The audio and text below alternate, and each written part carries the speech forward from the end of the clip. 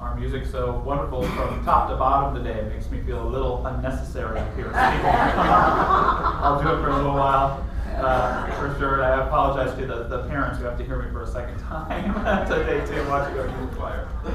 So grateful to have everybody here today.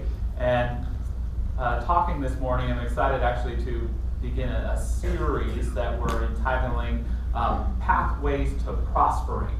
Pathways to Prospering. So all you have to do is, if you want to prosper and have more money in your life, is buy my new workbook for 20 easy payments of $29.95. We're on a free video session with Rick. He'll follow you wherever we go.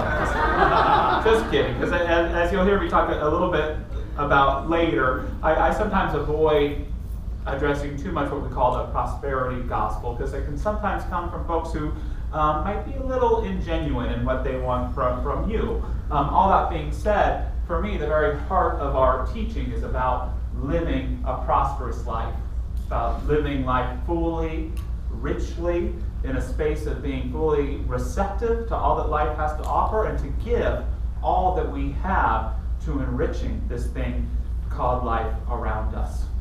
The subtitle of our message this morning is, What's Your Worth? And to me, that's a key to being on a pathway to prosperity, is knowing what your value is, knowing what your worth is. And so I'd like to pose that question out there for us to consider today. What's your worth? Do you know what it is? Can you put it into words?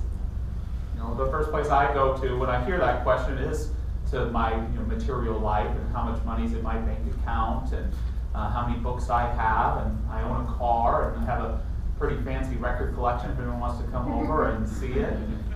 But I'm sure you know when I ask that question that I don't mean what's in your investment portfolio.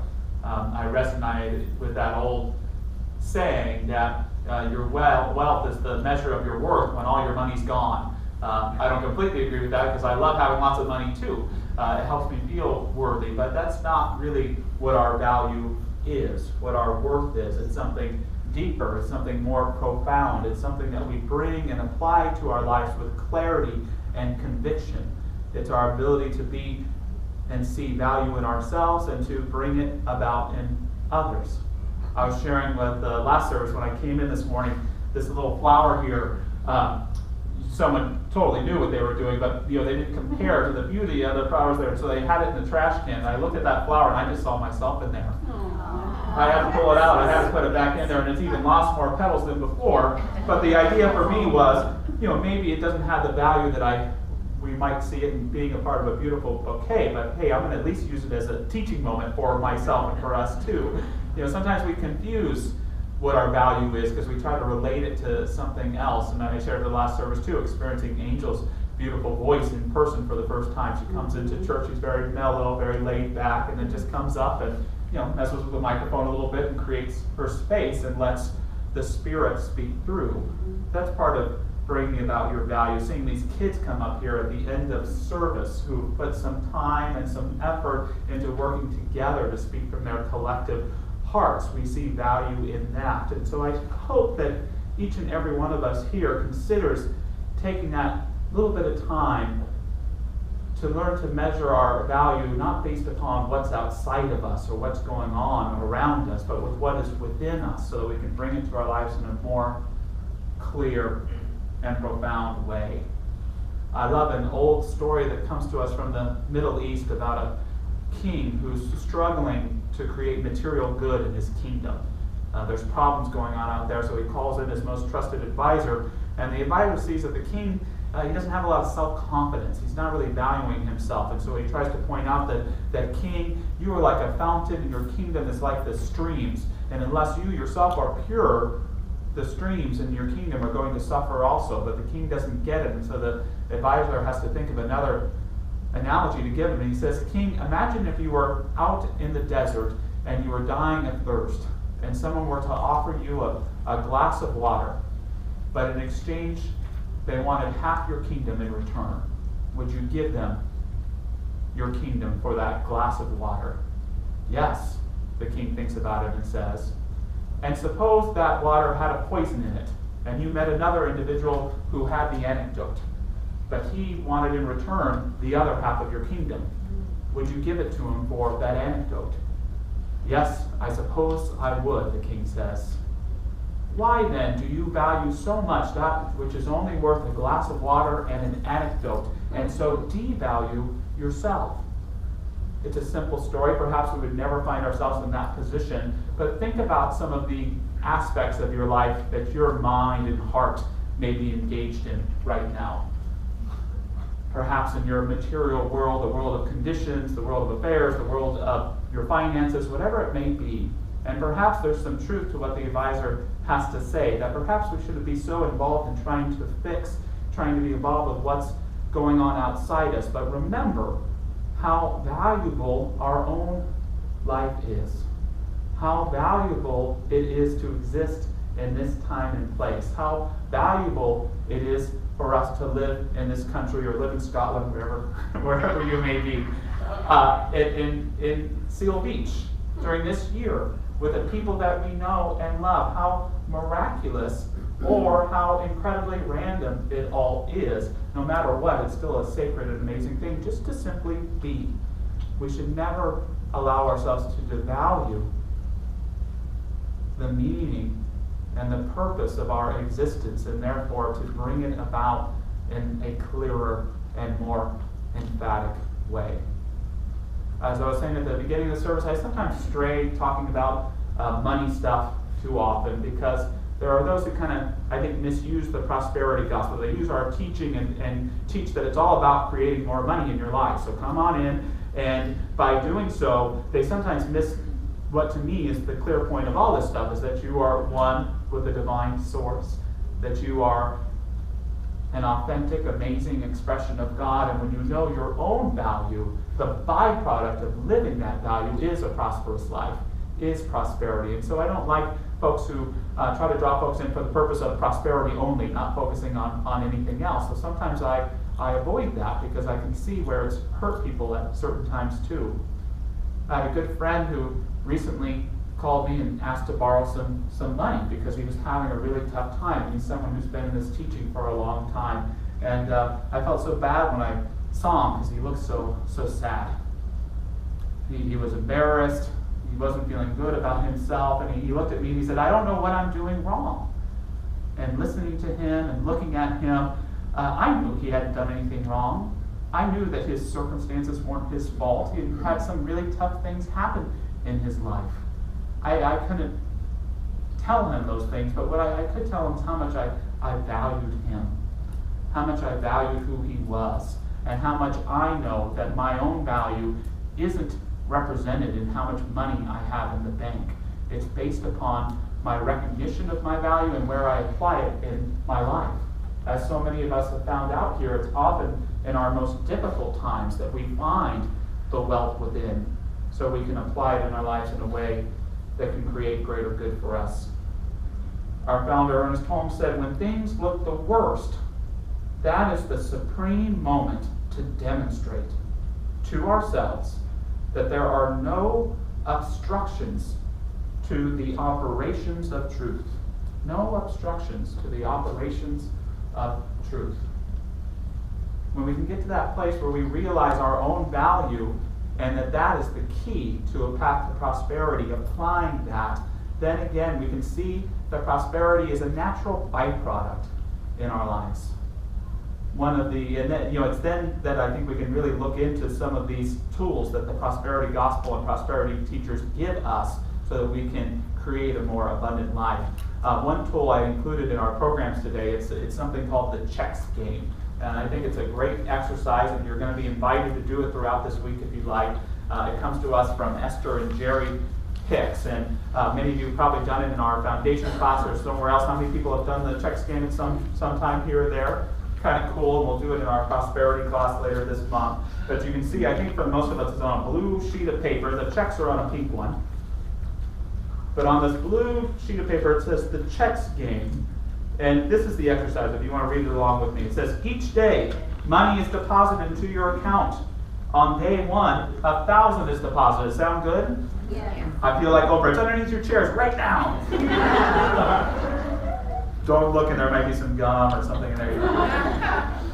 On day 2, 2,000 is deposited. Day 3, 3,000. Day 4, 4,000. Day 5, 5,000. Day 6, 6,000. Day 7, 7,000. Every day you must write your checks and spend all of your money. Oh, yeah. Make a note of where you are spending it on the notes line of each check. And so I invite you today, even to take that first day. You might write 1 check, you may write 6. And when you get home to do this, you don't have to have these. You can just use any sheet of paper. But I like this exercise. You've got $1,000. What are you going to spend it on? Anybody? Clothes. Clothes? Brenda? A 1956 Packer. Good. Clarity. All right. Anybody else? I'm going to put a little bit of money into savings. Pay the electric bill. Savings. A computer. All right. I'm sorry. What else in there? Richard? Dave, did I hear you say give it all to church? Where are you, Dave Morgan? He's a nice guy. Anybody else? I'm sorry? Oh, going on a cruise. All right. Great. Well, we had the last service someone wanted to go on a cruise, so we may have just made a love connection. So a few things I really like about the exercises. One is this idea of getting really clear on what you want to spend your abundance on, especially if it was unexpected. So I like the idea that you have to spend all the money. You know, even if it's spending on yourself or putting in a savings account, it kind of gets us in that flow that money is, in a sense, for investing and spending, and we all have this currency. And I love this idea, too, of knowing there's more where that came from, and so there's more money coming in tomorrow, and then the day after that, because it helps us really clarify what it is that we want to do in our lives. You know, without having to worry about tomorrow, because there's going to be even more. It helps us focus on the little things that we want to handle, but to start articulating those big things. And how many of you are like me sometimes? You get so caught up in the little things that the big things start to suffer, right? Those big plans, those big trips, those big ideas. This is what the Hickses say about the process. They say, you see, the universe is responding to your vibrational offering, not to your current state of being. So if you are giving your attention only to your current state of being, then your future evolves much the same. But if you are giving focused attention to these wonderful expanding ideas that the game evokes from you, the universe now responds to the vibrations of those thoughts. Now, I was sharing with the last service too, that's a little too woo-woo for me. That statement's a little much for me. It doesn't mean that it's not true. That's just me and my stuff around that. But to me, there is always so much value in recognizing worth and knowing what we want. If you can know what you want in your life and focus every choice that you're going to make on achieving that goal, towards meeting that fulfillment, towards being who you need to be in accordance with creating what you want, I can't think of a more creative and pragmatic tool than following that law of success. Stop working against what you don't want. Stop being and acting broke. And start living from that prosperity within you so that you can experience it in a grander way all around you. For me, talking about paths to prospering all this month, there are 3 things that I really want to focus on, and so I can't focus on them all today, but I'll touch on them a little. The first is what we're addressing today is knowing your value. It's the most important thing to living a prosperous life, is knowing your value. See it in yourself, allow others to see it in you, and see it in others. Second, get out of debt. Get out of debt. We'll be spending a lot of time on this later, but you can probably imagine I don't just mean material debt. You know, there's a lot of financial debt in our country, but in particular it doesn't even compare to the emotional debt so many people find ourselves in, to the psychological debt so many of ourselves find us in. A lot of us, we know our value, but we can't practice it now because we've given it away to so many past experiences, future concerns and worries, anxieties, uncertainties, that it's like we've spent it all. We've given ourselves away to the less than, and then we feel less than in our lives. I know that presently we're all here, our body is here, but our minds, and in many cases our hearts, are scattered. Sometimes they're kidnapped by these moments in the past, and we have to get ourselves back to ourselves. We have to give our power back to ourselves from any incomplete experience, some asinine thing somebody said to you, some asinine thing you think about yourself, living in someone else's limited version of who you are. We have to get out of that debt so that we can begin to feed off our own prosperity, our own richness again. Lastly, I think it is vital to see not only that we have a relationship with money, but that our relationship with money is reflective of our relationship with life. What you believe about money, how you spend it, what you do with it is very reflective of your relationship with life and what you believe about it. That's how I've been able to change to a certain degree. I still have much growth to do. That's the other reason I don't do big money seminars, because I might show you the dent in my car and how to always be disheveled and graceful at the same time. No, I'm kidding. But the idea is I've changed my relationship with money by seeing and learning from it much about my relationship with life. You know, it's good to know, are you a saver or are you a spender? Do you believe there's always more where that came from, or that there's never enough? You know, are you always worried about that amount in your bank account that gives you some sense of security, or are you always willing just to trust and go with the flow? All of these things can be reflective of our relationship with life. And for me, I was one of those folks for a long time that was all about getting by. In fact, that was my religion to a certain degree. It was all about getting by. Because that's where I would believe in God, because I want to have the rent, and the rent would come in some miraculous way, and I'd say, thank you, God, I believe in you. Until about the 25th of the following month, before the first comes in, right? Or, you know, I didn't know where this dinner was going to come from, or I didn't know if I was going to have enough money for this date, or enough money to go for school, and there would be the God of just enough showing up in the nick of the time like a superhero to bring it about for me, which was very cool. But eventually I realized that as much as I honor and love that God, I also love the God that's about co-creating life with me. I also really like that idea of a God that doesn't just have to save my butt when I'm in trouble, but that I can work with to construct a greater vision for my life. See, I was a spender. If you gave me $5 on Friday, I would have $0 on Monday, but I'd be perfectly fine. If you gave me $500 on Friday, I'd have $0 on Monday too, and be perfectly fine. I would just spend it all. And that told me something else about my relationship with life, because although I loved it, I also kind of didn't trust it. I had to do the best with what I could right now, and sometimes if I had low self-esteem about not being enough, you know, going to that nice dinner would make me feel a little bit better about myself. You know, now I get a bigger kick out of finding whatever I can in the cupboard and creating something out of it for free, no money at all, and that makes me feel rich and prosperous.